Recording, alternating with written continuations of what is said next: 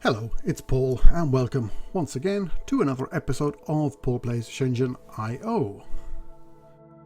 So for this episode we're going to be covering this puzzle, Aquaponics Maintenance Robot. As far as I can see there's no need for anything from the manual for this one, so let's get going.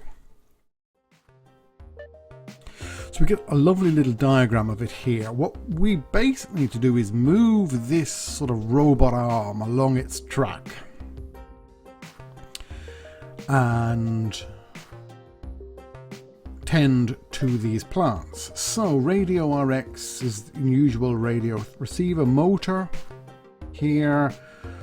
These are the tool clean and tool feed for cleaning and feeding the plants. The maintenance robot begins in station 0. Pulsing the motor to 100 and back to 50 will move it to the next station, and pulsing it to 0 and back to 50 will move it to the previous station. When a data packet is received on the radio, move to the destination station and activate the tools for the specified duration. So we get a packet in like this that says pretty much, I think, go to station 2 and then run your clean for 2 seconds and then run the feed for 2 seconds. Go to station 5, do 2 and 2, go back to station 0. So what we're going to need to do here is remember, so we kind of need to know what station we're at. We're not kind of, we do need to know where we are. When we get another station in, we need to know whether we need to go forward or backwards and how far to that point, generate the pulses to get us there, and when we're there, do the cleaning and the feeding, and then once that's done, we're waiting for new instructions. So what I am proposing to do is let us use a couple of these.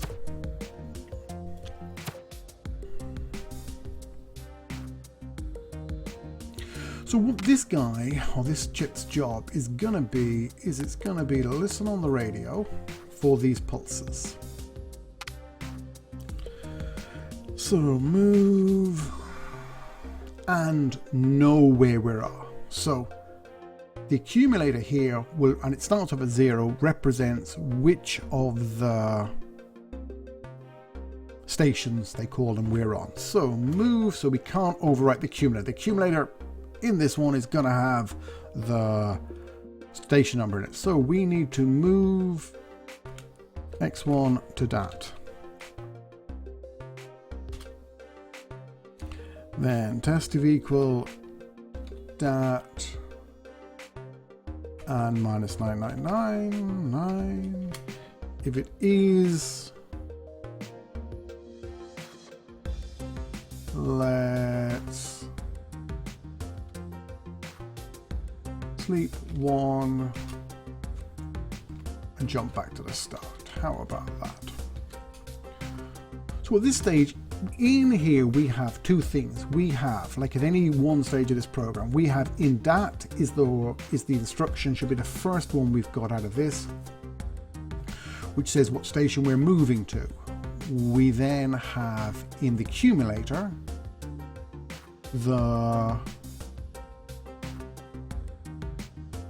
where we currently are at. So the first thing we need to do is figure out what move we need to do. So to do that, I am going to subtract dat from the accumulator.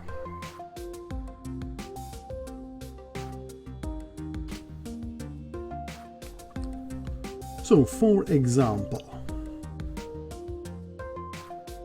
when we started off this program or this run, we had 0 because we knew we were at station 0. It sent us a 2. So if we subtract 2 from 0, we're going to get minus. So a minus number in effect means go forward, and a positive number is the other way around. So then if I move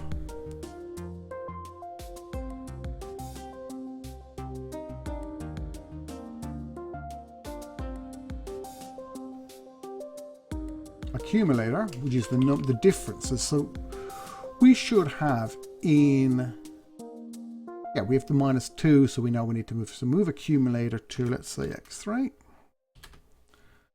Pass him on. And then finally,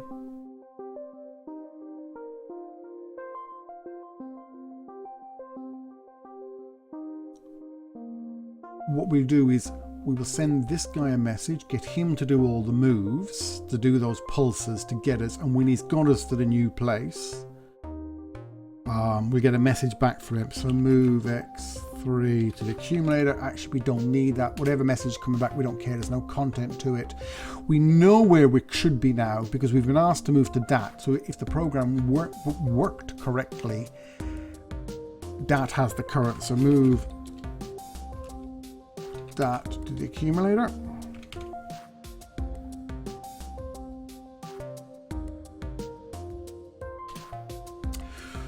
So then let us say we had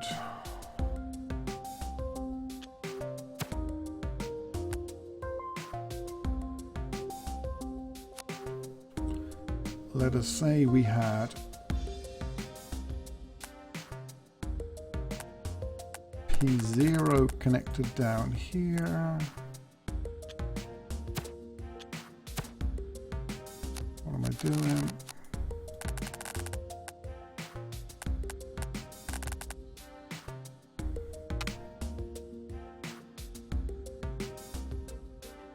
So at the moment, let's just throw away the next two and we'll do them in the end. So move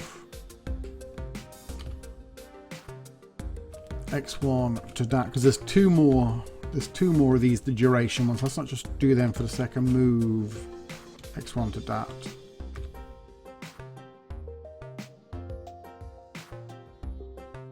And we'll see how that goes. Right, so this guy's job is going to be to generate the pulses. So it gets a number.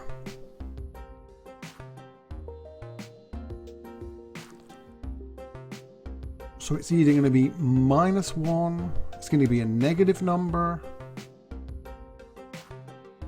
So let's say we move into the accumulator, the moves we need to do. So move.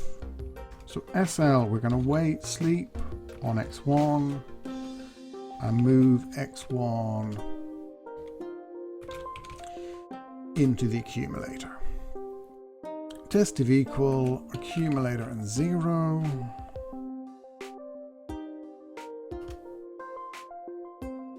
And jump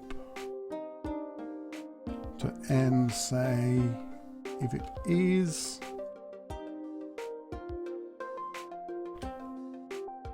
And end can be send the message back because we're waiting here for a message to say we've done all the moves. So move -999 to X1. That's the message going back. Right. How is that looking? So if we didn't jump to end, we need to generate the pulse. So we can do test.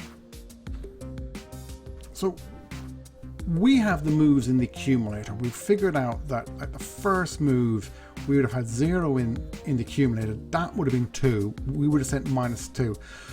So minus means go right. So -2 means go 2 to the right. So now we need to test, say greater than accumulator and 0. So is the accumulator great? So the accumulator is going to be either greater, in which case we'll do plus lines, or less than. It can never be 0 because we've checked above here. I presume this line will need a loop statement on it at some stage, so I'll put one there. It can never be. So we need to generate this pulse. So the pulse is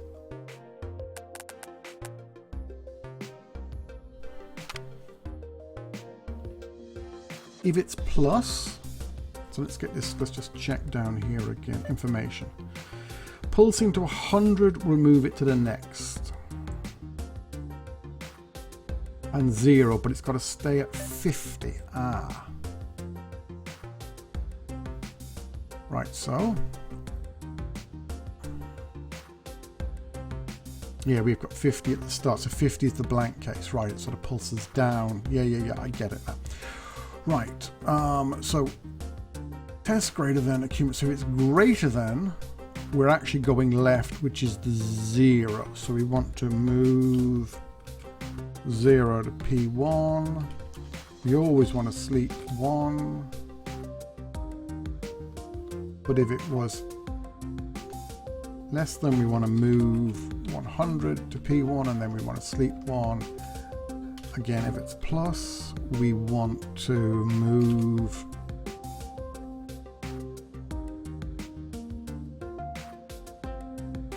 we always then want to do a 50. Move 50 to P1. Sleep 1.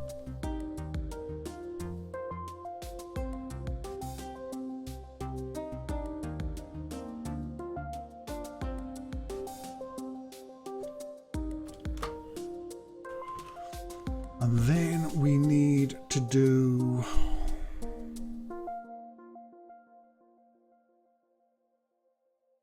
so we've come over tested greater than, so greater than, we're doing 0, so that's the backward leftward move. So then we need, if it's a plus, which meant it was greater than, we subtract 1. If it was a minus, we add 1, and we jump to L.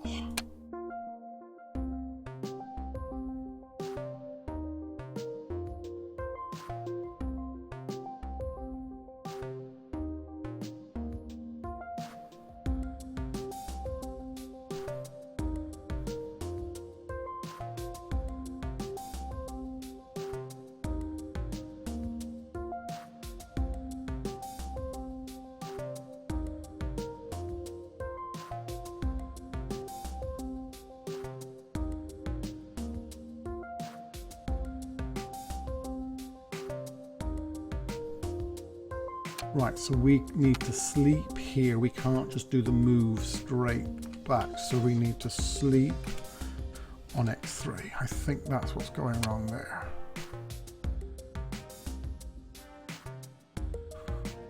Right. So. Okay, obviously we don't have this because we haven't done that. But the only other problem is this initial 50. And if we had one more line in this one,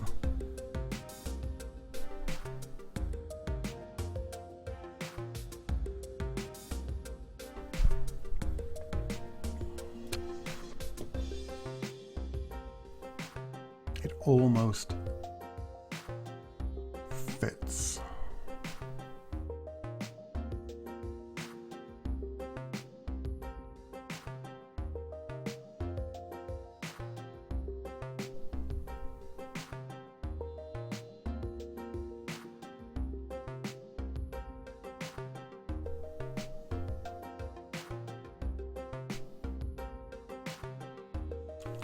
I'm not 100% sure if I can actually quickly or easily get... that's annoying, isn't it? So I think these...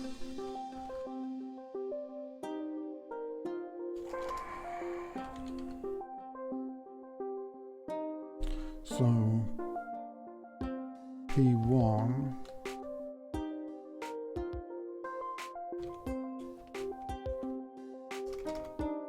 I think these are just going to be that simple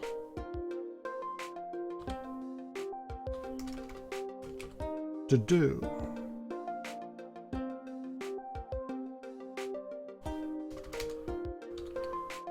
You should generate those pulses.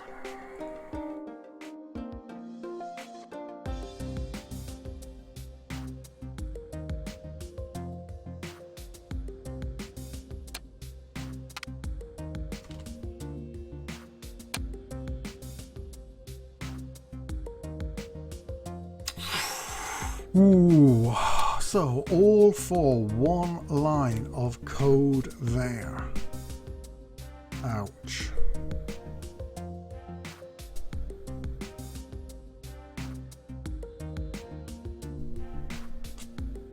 That is annoying, isn't it? What can I do to get that line of code? See, I could sit here now, I can try and puzzle this out for 10 minutes and you could listen to me going, It's probably not going to be that interesting. Right, what I'm going to do is we'll use code in something else. It's horrible, I know, but let's just get this done. So this is going to generate the pulse.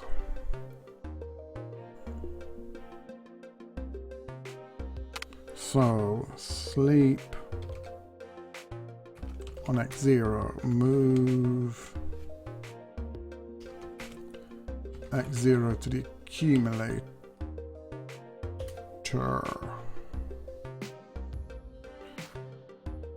And then what I want to do is, so let's say this is going to send in that message either the 50 or the 100. Save anybody having to work it out. Save me having to work it out again here. So I'm then going to first of all move accumulator to P1, sleep for 1, move 50 to P1, sleep 1, send the message back. Well, we'll use the X bus, so move, say, 999 to X0.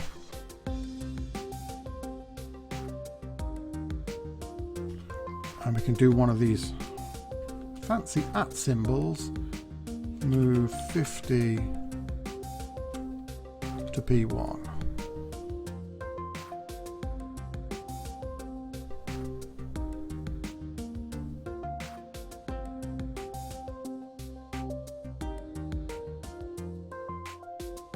That should only get run the first time. That's the new symbol that they send you in the email telling you about that. That's just initialization code, only be run once.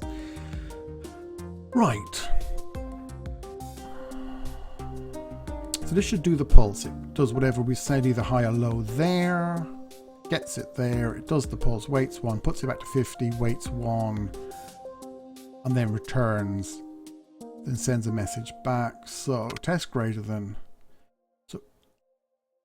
If it's greater than 0, we know we want to be moving back, don't we? So we know that's the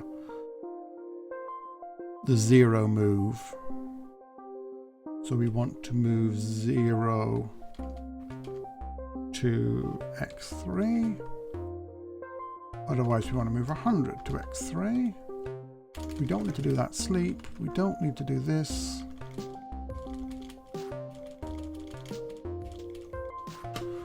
But we do need to do these subs.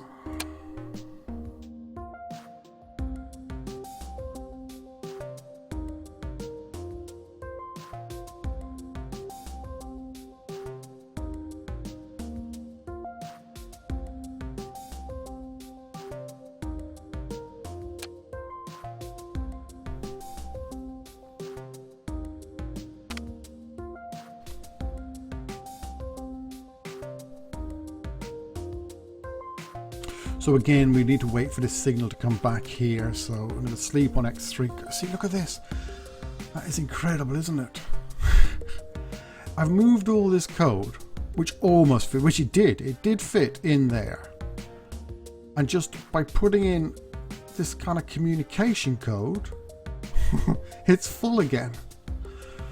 Crazy old watch. So then I just need to throw away that X3, move X3 to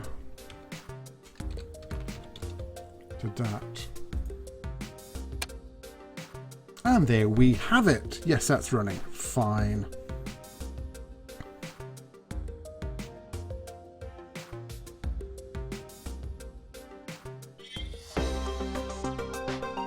Okay, so it's obviously possible to do it. Yeah, well, I mean, if I could have got that, but like, I just don't think it's worth me sitting here umming and ahhing. It'd be worth having a look at going back to that point in the video, just putting that solution back in and seeing what, you know, there is undoubtedly undoubtedly some way of removing one line from that, or moving a bit of extra code here.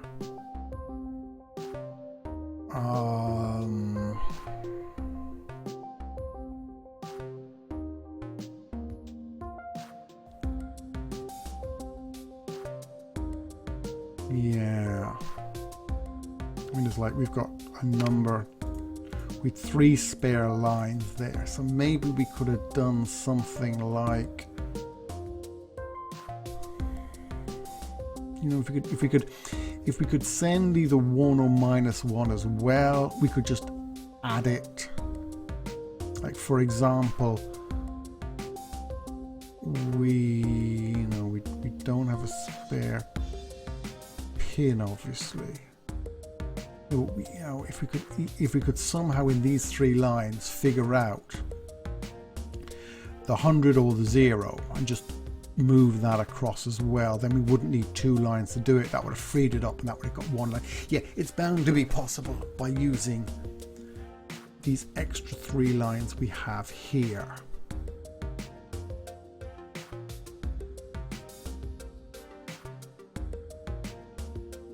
Don't know whether I should do it now or whether this video has gone on too long. Let's say it's gone on too long, but what I would propose, you could easily hear, you might have to mess with the arrangement a little bit, but if we connected another X bus, or even sent a second value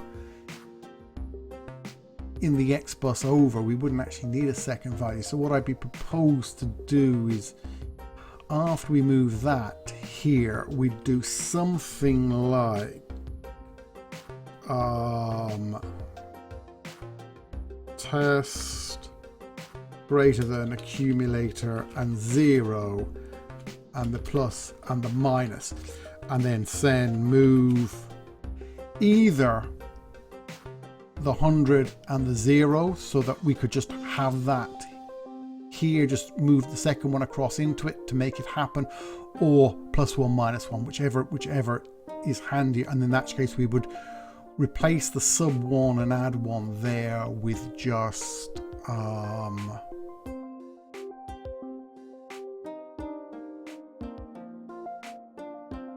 sub x1. So that's what it moves. So you can do move, let's say we went with the first one, we'd do move, if it's plus, we'd move 0 to x3, and if it's minus, we'd move 100 to x3, like so.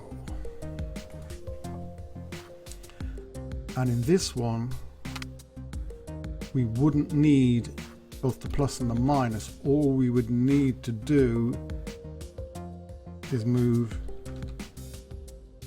x1 to x3, no matter what we did, freeing up a line there. Does that still? No, of course not.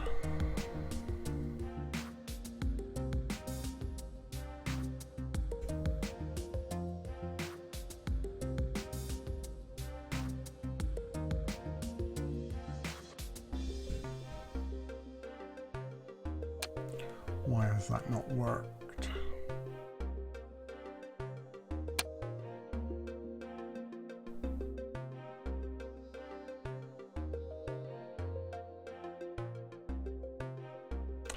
That hasn't worked because, oh, what did I say?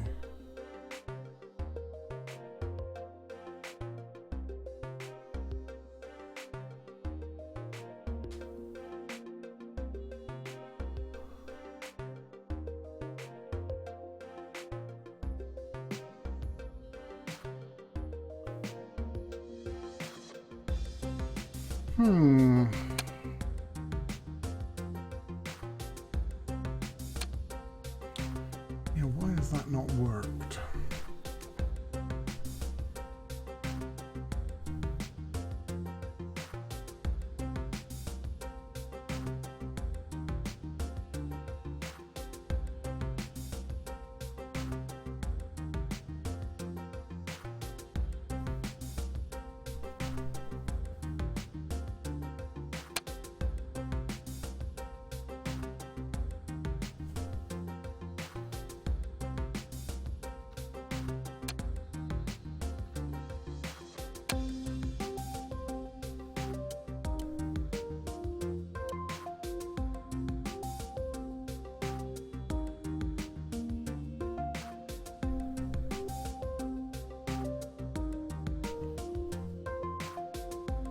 Right, that hasn't worked because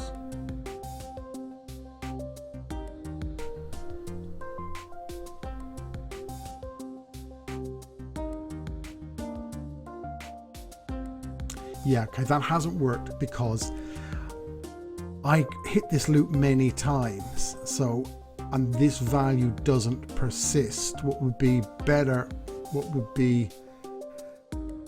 better would be to show it on a pin, but I don't have a spare pin that I can read it more than once. So to make it work, I would have to put it into a variable and use it, which there's the 2 lines back in. So so forget what I've been saying for the last 5 minutes. That was entirely useless, and the initial solution was brilliant, but there is definitely a way. We can definitely get this out, but again, I'm not going to delay it any longer because this video will go on for ages and ages again, ages and ages and ages. So thank you for watching this. I hope you enjoyed it. That was Aquaponics maintenance robot from Shenzhen I, and hopefully I will keep playing this game until it beats me. Thank you for watching. Bye now.